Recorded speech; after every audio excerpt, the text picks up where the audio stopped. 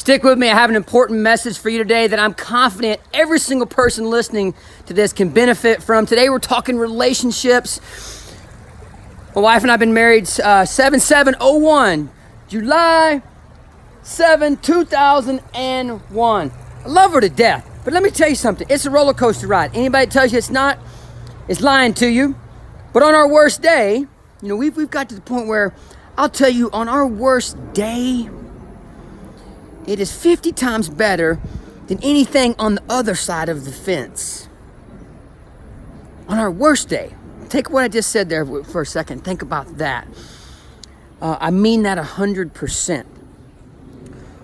My wife and I have gotten a lot better. And let me back up. I'll say this several times in this message. I tell you all the time, if you ever want to dive in a little deeper to any of the messages that I send out, please reach out to me and we'll dive in. This is one that I'm begging you. If you're struggling in your relationship, please reach out. My wife and I have been through just about all of it. A lot of the roller coaster ride was my fault. So I want you to reach out. But here's the deal. Sometimes we're real quick to forgive, push our pride aside, and be more gracious with other people in our life, the people we don't have to deal with all the time, those people we're trying to impress. There's one person that I've learned that's the most important for me to impress, and that's my wife. I want to impress my wife, and I know she feels the same way about me. Now, we are still guilty of forgetting to quickly push our pride aside and be humble and gracious. And sometimes we'll squabble. And I'll say it. This is tough to say. My wife's a little better at that than me, at being quick to forgive and apologize. Oh, gosh, dang, that was hard. It's like somebody punched me in the kidney. But I said it. I love you, Amy. I'm getting better. But, why is that, you might say? We're just used to, we live with that significant other, or for you guys and gals out there, maybe you're engaged, you got a serious boyfriend, girlfriend, serious partner. You get real used to being with that person, and you kind of get a little, I don't want to say too comfortable, but you lose your ability to, during that courting phase, and if it's going to be pushed to the side sometimes. You're never going to get back into that courting phase. So if you're leaning on that, that's never going to be there. But that old ability to just, wow, I love you. You're beautiful, just the way you are. You smell good. You look good. The way you move is good. Just everything about you is good. It still is. We're a little older. Maybe in some cases, maybe you're not quite the shape you were in. You need to take care of yourself, folks. If you take care of yourself for your partner. You got a lot of life to live ahead of you. There are a few cases out there where I think a relationship is so caustic and such a disaster that you just need to split it. But oh my gosh, almost all the time, it is so worth working on that relationship and making it work. But you gotta dive in. You don't lean on and rely on your partner to get it right. You get it right. You forgive. You be gracious. You love on that person through thick and thin. You made a vow, and I think that vow is important.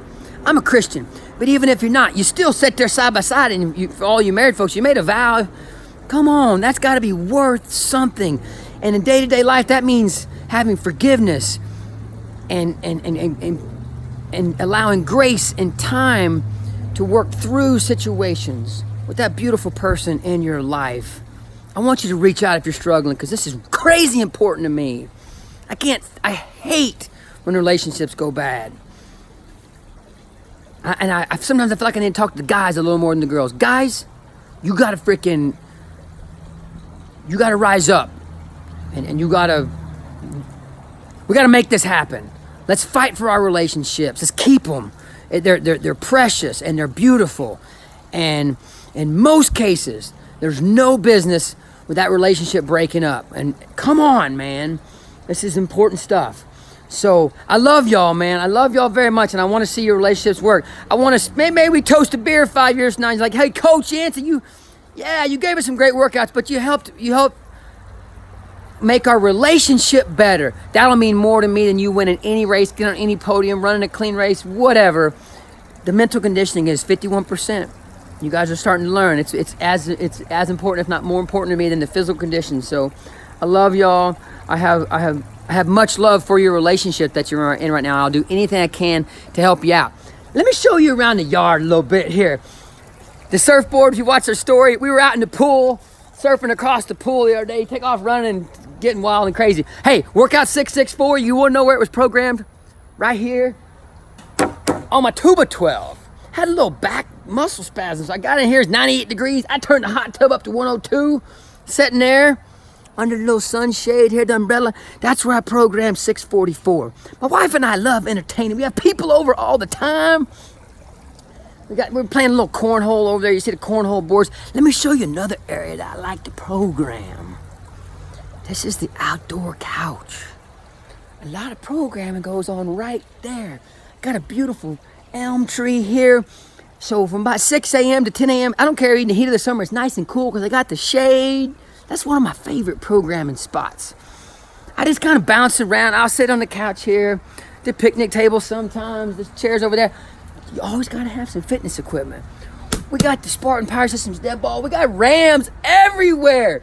The Rams, dude, I'm sweating on those every day. There's Ram reps every day, some dead ball reps every day. Sometimes in the pool, a lot of water running in the pool. I jog around the pool in the water, sometimes when I'm even on phone calls. I got the beautiful flowers. Oh, let me show you something. I love this. I just did this. That's my old Tonka truck from like 1975, 76, back when the metal was thick. Look, that thing is still rolling. I turned it into a little succulent collage there with, in the dump truck portion of my Tonka. I love that. I love y'all, man. Thank you for tuning into my wild and crazy videos. Relationships, folks. Dive in. As I said, you got to reach out to me if you're struggling. You must. I want you to reach out. My wife and I are no pros. We are not certified in any kind of psychological anything or counseling psychology. But we've been on the roller coaster for a ride. And at a certain point in time, we kind of decided to get off. Let's get off the roller coaster ride. There's still gonna be some small bumps, but we're off the big crazy ride. And, okay, Amy, if you're watching this, like I said, you're better at it than me. And that was hard for me. You know me, that was hard for me to say. So, much love to my wife. Much love to all of you out there. Thank you for letting me dive into your world a little bit. Thank you for allowing me the opportunity to serve you. I love y'all. Reach out to me if you ever need anything. You're welcome at my fire anytime. That comes from one of my favorite movies, The Man from Snowy River, filmed in Australia. Watch it if you haven't seen it. Y'all reach out. Light up the planet today.